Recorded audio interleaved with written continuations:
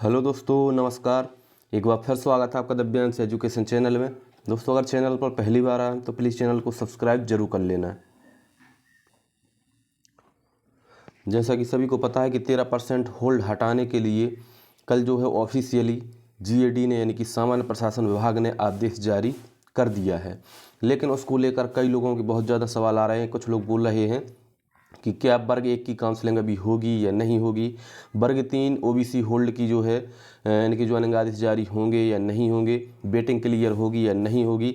26 जून 2023 का आदेश क्या कहता है, इसको हम देखने वाले हैं। जो कंडिका 5 के अनुसार आपके उसमें लिखा है कि कार्रवाई होगी, उसको हम देखने वाले हैं। वर्ग 1 वालों पर यह लागू अभी होगा या नहीं होगा, वर्ग 3 पर लागू होगा या नहीं होगा, इसको हम देखने वाले हैं। पूरा बिल्कुल स्पष्ट रूप से देखने वाले हैं, तो आप वीडियो को जो है पूरा ज़रूर देखें। और जो कहा जा रहा है, जो दैनिक भास्कर में खबर निकल कर आई है कि 2022 की परीक्षाओं पर ही ये लागू होगा, उसके बाद की परीक्षाओं पर लागू होगा, तो ऐसा नहीं है। सरकार की मनमानी ही जो है इस पर नहीं चलेगी, क्योंकि ना तो कोई कोर्ट का आदेश है, इस प्रकार से सामान्य प्रशासन विभाग के द्वारा आदेश भी जारी किया गया है, और ना ही कोर्ट का कोई स्टे है। तो अन्य परीक्षाओं पर भी जो है इनको लागू यह करना पड़ेगा। जैसा कि आप इसमें देखेंगे, जो आदेश जारी हुआ है कल सामान्य प्रशासन विभाग का, यहाँ पर आप देख रहे हैं भोपाल दिनांक 14 जून 2024। इसमें अगर हम विभाग देखें तो 2022 में जितनी भी वैकेंसी हुई थी, यहाँ पर आप देख रहे हैं गृह, वन, ऊर्जा, सहकारी, नगरीय विकास, आवास, लोक, स्कूल शिक्षा। आपका इसमें जो है स्कूल शिक्षा भी है, पंचायत, ग्रामीण, खाद्य नागरिक आपूर्ति, उपभोक्ता संरक्षण, जल संसाधन, पर्यावरण, लोक स्वास्थ्य यांत्रिकी मंत्रालय भोपाल। तो इसमें सभी विभाग लगभग जो है आपके यहाँ पर शामिल किए गए हैं।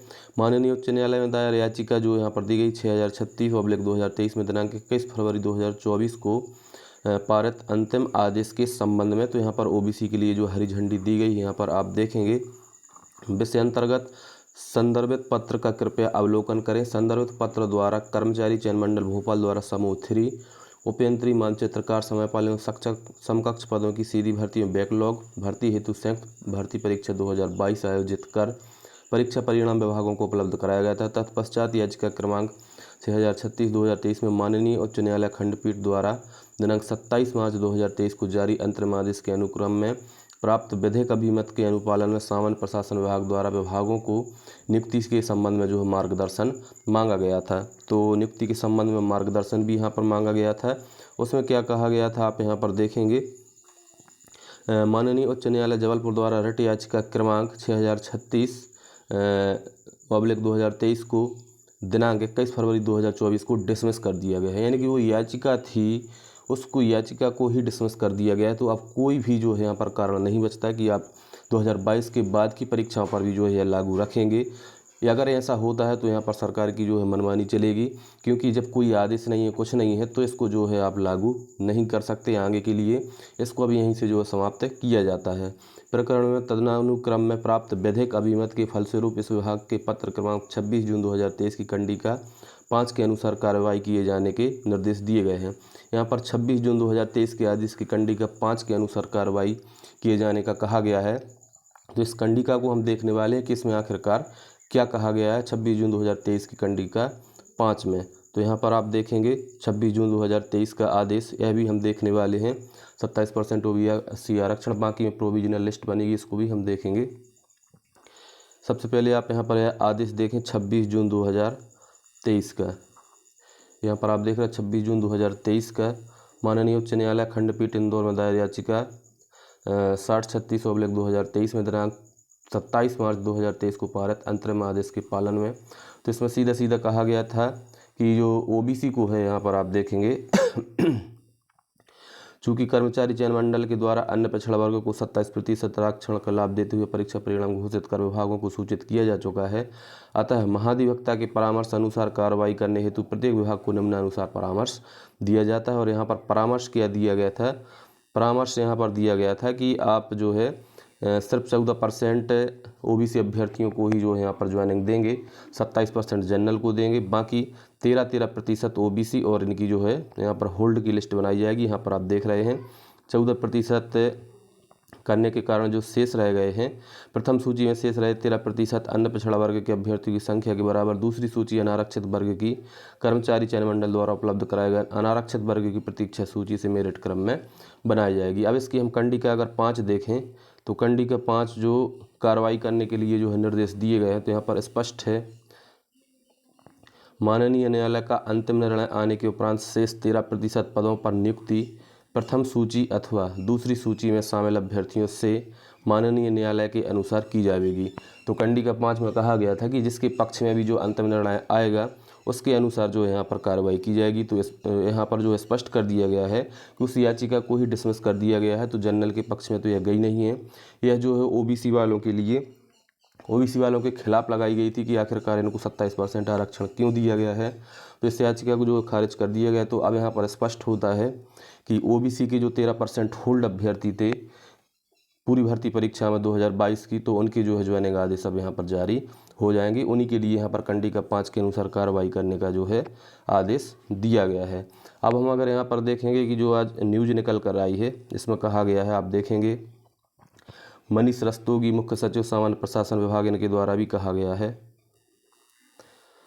यहाँ देखेंगे आप यह निर्णय सिर्फ 2022 की परीक्षाओं से जुड़ा, बाकी में प्रोविजनल लिस्ट बनेगी।